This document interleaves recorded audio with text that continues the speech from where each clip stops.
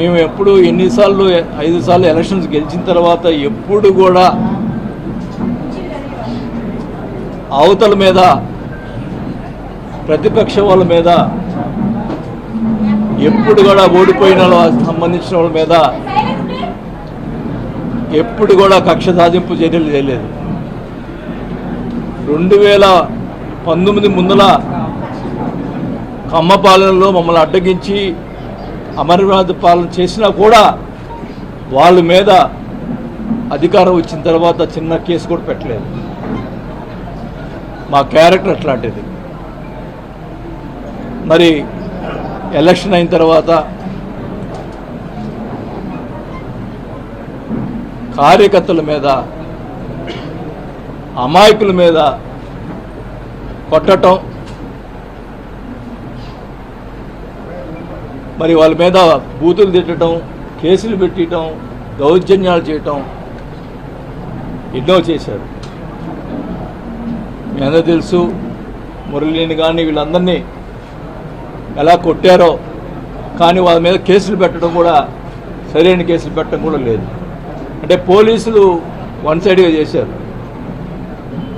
మా మీద ఆ రోజు మురళి ప్రెస్ మీట్ పెట్టా అని చెప్పి కొట్టారట.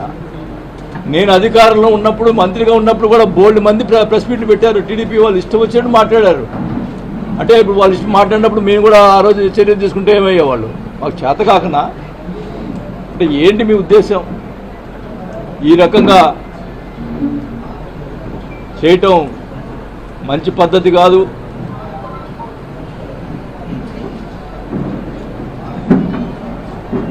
నేనైతే వాస్తవానికి ఎందుకులే మనకి ఈ రాజకీయాలు ఇంకా వద్దు అనుకునే పరిస్థితిలో మీరే నన్ను మళ్ళా తీసుకొచ్చారు రాజకీయాలకి. ఈ ప్రతిపక్ష వాళ్ళని కూడా ఈ సభాముఖంగా తెలియజేసుకుంటా ఉన్నా. నేను వదిలిపెట్టను ఒంగోలుని. ఖచ్చితంగా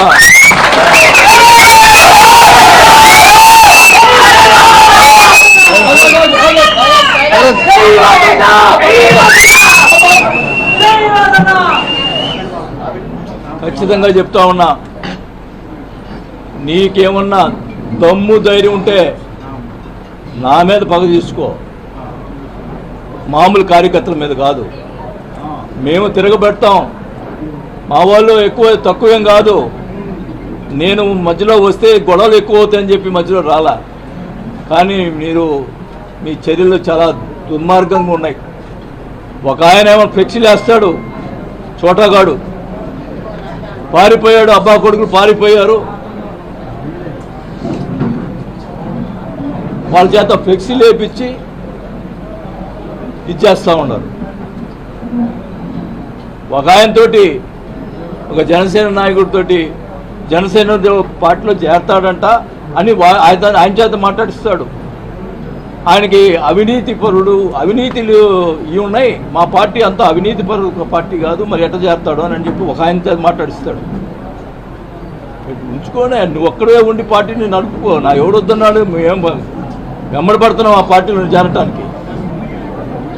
ఒకటైతే చెప్తా ఉన్నా, మీరు ఇంతదాకా వచ్చింది కాబట్టి చెప్తా ఉన్నాం, నేను అధికారులు ఉన్నప్పుడు భూ కబ్జాలు చేశారు, అవి చేశారని మాట్లాడారు. ప్రజల్ని మరి నమ్మారో ఏమైతే నాకు తెలీదు. మా అబ్బాయి మీద, నా మీద వాళ్ళు ఇష్టం వచ్చేది మాట్లాడటం.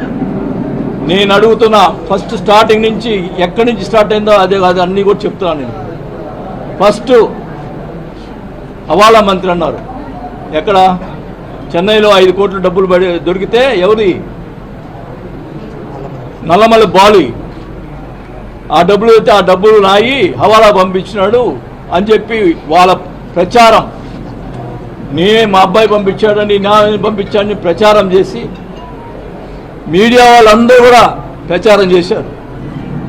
నేను అడుగుతా ఉన్నా, ఆ నల్లమల్ల బాలు ఇప్పుడు ఏ పార్టీలో ఉన్నాడు? మీ పార్టీలో ఉన్నాడు. తేల్చండి అది. నేను హవాలా చేశానా, నల్లమల్ల బాలు డబ్బులు తేల్చండి. సిగ్గుంటే దమ్ముంటే తేల్చరా, తేల్చు.